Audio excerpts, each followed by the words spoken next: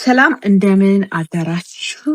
እኔ ጋር ጠዋት ነው። በጣም ጠዋትም ባይሆን ረፋዳ ነው።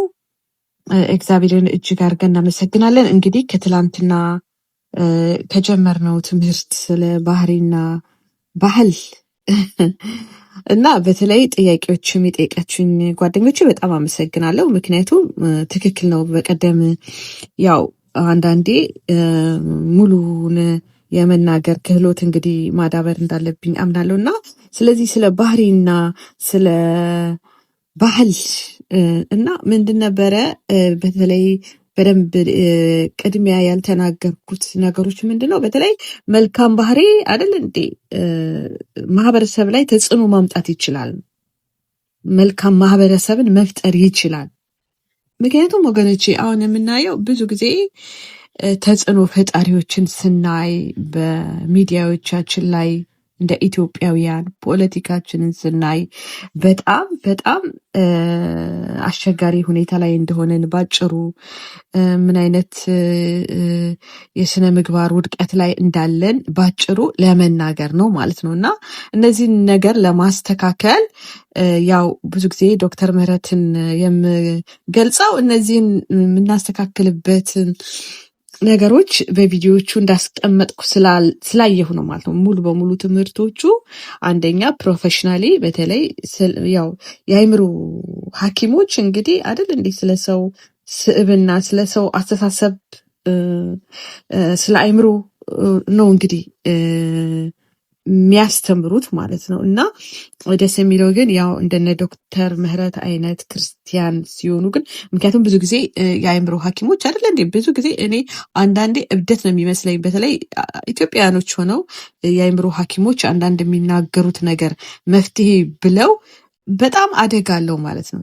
ማለቴ ጥሩ ነገር የለውም አይደለም፣ ግን ቀጥታ ኔቸርን አይደለም የሚገልጹልን ማለት ነው። ገባችሁ አይደለ እንዴ?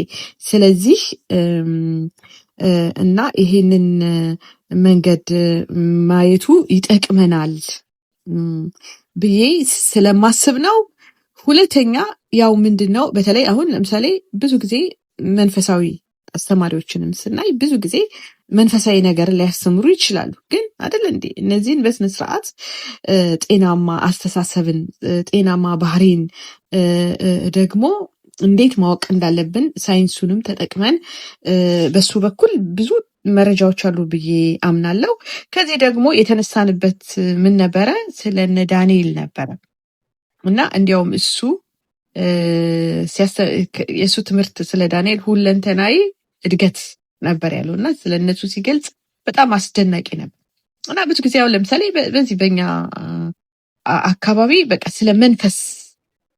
ስለ መንፈሳዊ ጥንካሬ እንዴት እንደሆነ ብዙ የሚናገሩም አልሰማም።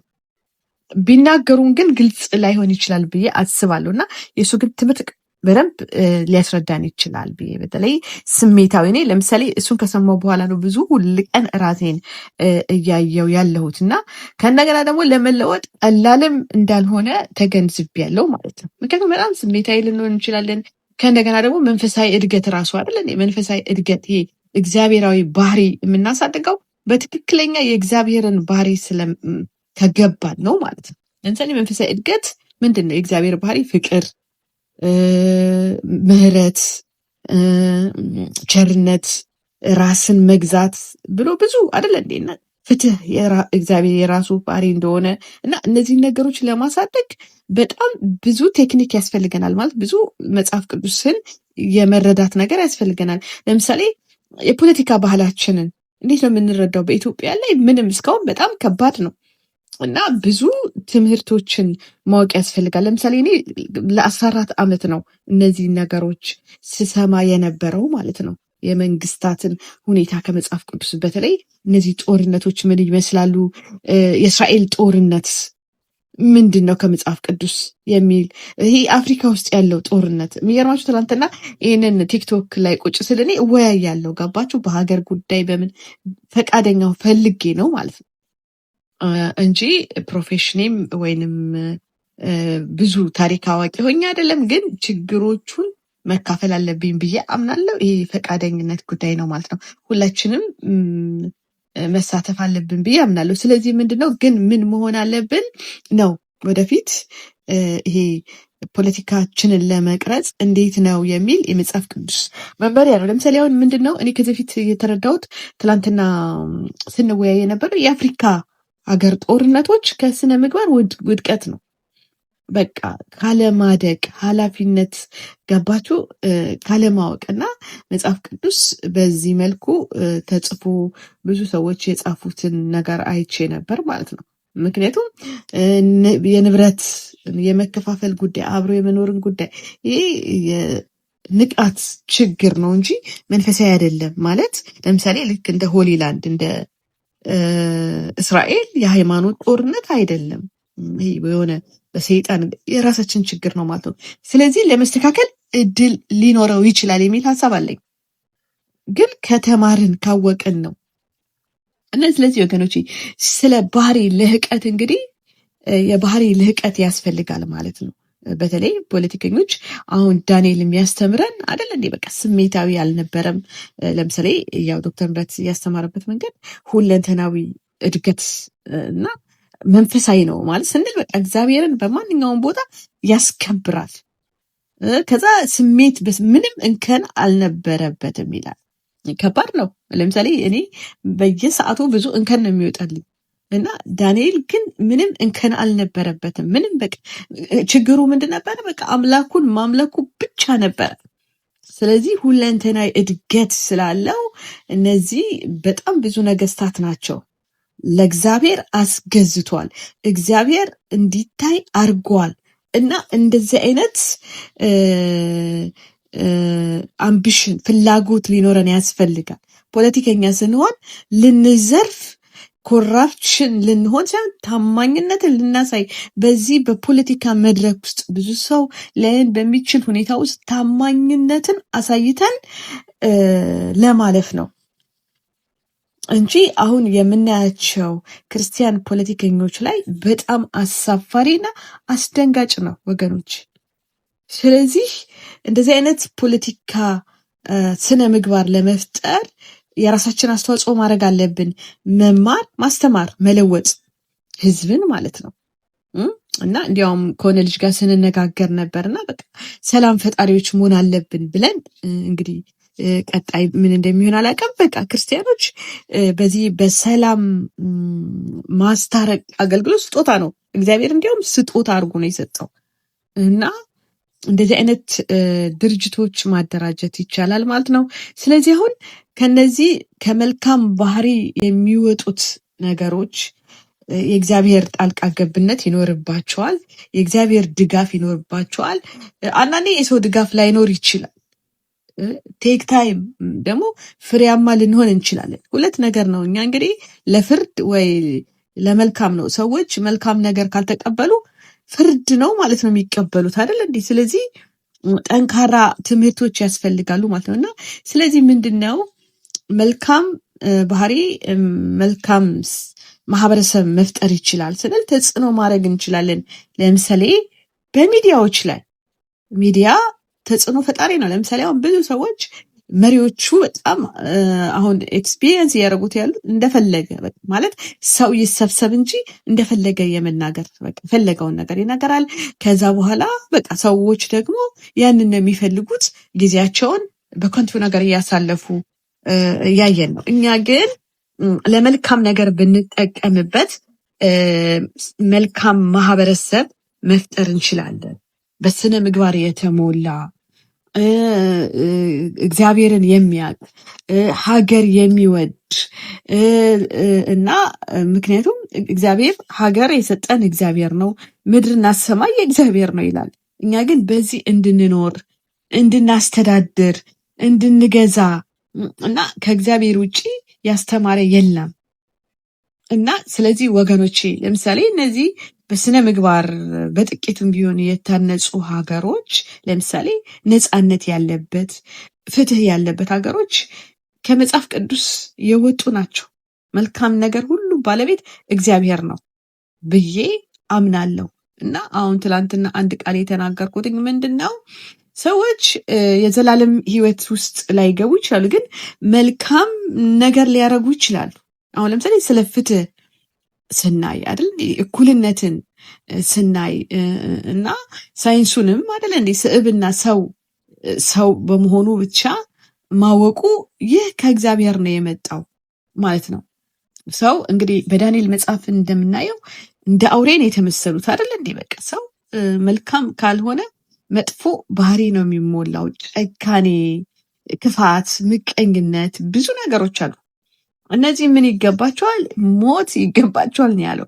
በቃ መጥፎ ባህሪን ተሞሉ ነው ሮሜ መልእክት ላይ በቃ እና እንዴት የነዛ ባህሪዎቹ የተገለጡት ባህሪዎች ደግሞ እንዴት እንደሆኑ ቃሉን አላዘጋጀሁትም እንጂ ላነብላችሁ ችል ነበር። ሮሜ ላይ ነው ያለው እና ወገኖች፣ ስለዚህ ስለ ባህሪና ስለ ካልቸር ለማብራራት የፈለግኩት ነገር እና መልካም ባህሪ፣ መልካም ካልቸር፣ ባህል ማለት የማህበረሰብ ያኗኗር ዘይቤ ነው ብያቸዋለሁ። እና ስለዚህ እነዚህ መልካም ነገሮች የሚመጡት ከመልካም ሰዎች ነው እና እኛ እንዲህ አይነቶች ነገር ካልፈጠርን በስተቀረ ሄደን እንጸልይ፣ ሄደን ምን እንበል፣ ምንም አሁን ለምሳሌ እኔ ምንም ሁሌ ጸልያለሁ ጸሎት፣ ግን በቃ የምጸልያቸው ጸሎቶች ደግሞ አሉ ማለት ነው። ሁሌ ከእግዚአብሔር ጸጋ አቅም ያስፈልገናል። ለምሳሌ እኔ ከባድ ነበር ትላንትና ምናምን ቲክቶክ ላይ ቁጭ ስንል ለምሳሌ ብዙ ጓደኞቼ ቤቲ ምንድነው ይሄ ነገር ምናምን ይሉኛል። እኔ ግን ፍቃደኛ ነኝ ማለት ነው። ገባችሁ? የተለያዩ ሀሳቦችን ለማውራት በሀገር ጉዳይ ችግር በሆኑ ጉዳይ ላይ ሀሳብ ብስጥ ፍቃደኛ ስለሆንኩ እንጂ በቃ ዝም ብዬ የሆኑ ጸሎቶች ቦታ ሄጄ አሜን አሜን እያልኩ ልሳን ሸራራ እያልኩ እንደዛም ደስ ይላል፣ መጥፎ ሆኖ አይደለም። ግን እኔ የደረስኩበትና የምረዳው ማህበረሰቦች ላይ መገኘት አለብኝ እና እኔ የተረዳሁትን ሼር ማድረግ አለብኝ ብዬ አምናለሁ፣ ስለ ሀገር፣ ስለ ዓለም ሁኔታ። ስለዚህ ሀገራችን በተመለከተ ተጽዕኖ መፍጠር ይቻላል ነው። ግን እንደነ ዳንኤል ከሆንን ነው። እንገባችሁ? እንደነ ዳንኤል ሁለንተናዊ እድገት ያስፈልጋል።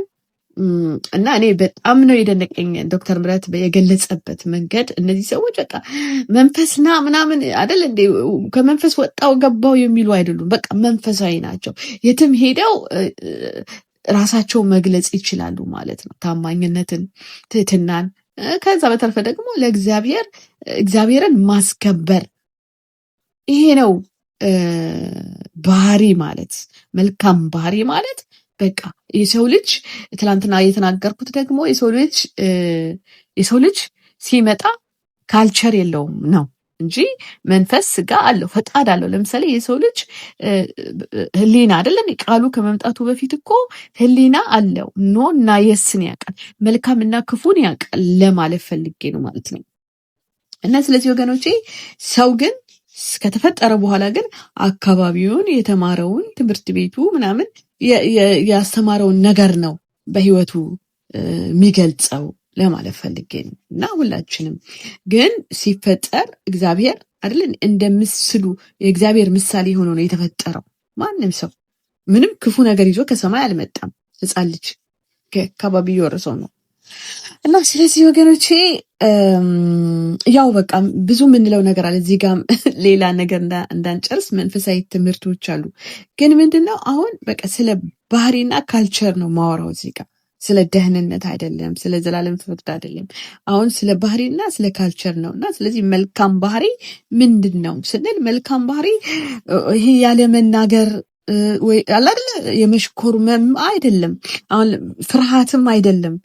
መልካም ባህሪ ፍቅር፣ እግዚአብሔርን ማመን፣ ይቅር ማለት እና ሙሴ የሚገርማችሁ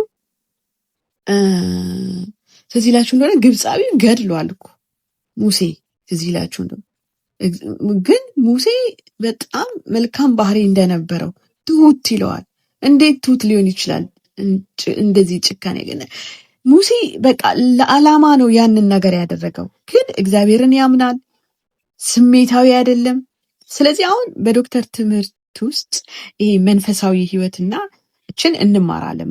ስለ ስሜት፣ ስለ አመለካከት፣ ስለ ስዕብና እነዚህ ነገሮች ናቸው መንፈሳዊ የምንላቸው ማለት ነው። እና ትላንትና እንዲያውም አንድ ልጅ በጣም ይጠይቀኝ ነበረ፣ ምንድነው ማይንድሴት የምትይው ብሎ ማለት እሱ የሚረዳው ነገር አለ ምናምን እና እኔ እንግዲህ ክርስቲያን ቪው ማይንድሴት እንዴት ነው የሚል ፌስቡክ ላይ ለጥፍ ያለው እና ወገኖቼ፣ ስለዚህ መልካም ባህሪ መልካም ማህበረሰብ ይፈጥራል የሚለውን ታይትል እንግዲህ በዚህ ቪዲዮ ላይ መልካም ባህሪ ማሳደግ አለብን ነው። መልካም ባህሪ የምናሳድገው በመንፈሳዊ ብቻ ነው፣ በእግዚአብሔር ቃል በእውነት ቃል አስቦ ወለደን ይላል።